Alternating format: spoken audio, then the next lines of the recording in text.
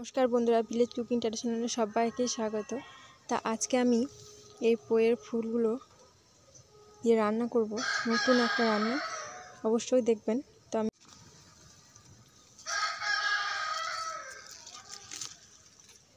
এখন ভালো লাগবে, আর কিছুদিন পর যখন ভেতরে বীজটা শক্ত হয়ে যাবে তখন আর ভালো লাগবে না। আমি এটা তুলে নিচ্ছি।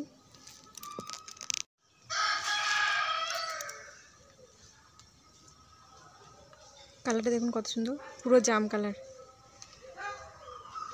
তো এই ফুলগুলো আমি নিয়ে নিচ্ছি।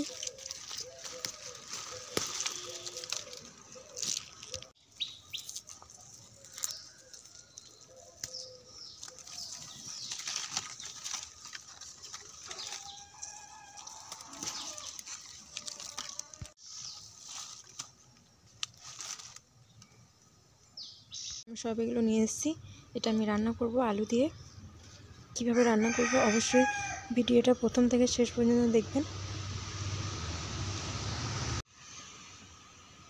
আলুটা আমি লম্বা লম্বা করে কেটে নেব।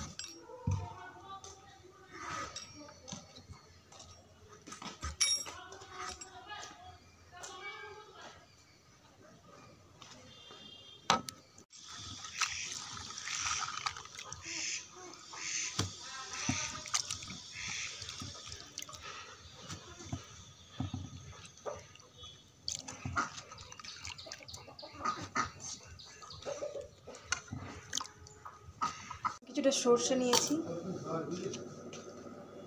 একটু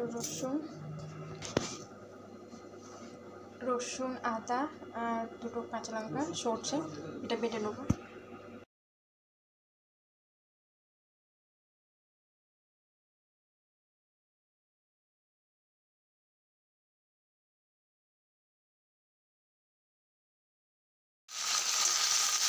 ভালো করে কষে নিচ্ছি 2 মিনিট ধরে।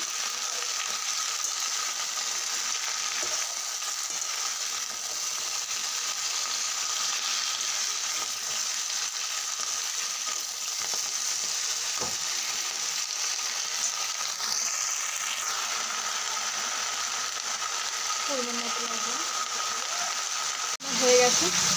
এবার আমি সামান্য জল দিয়ে আলুটা সেদ্ধ করতে দেবো।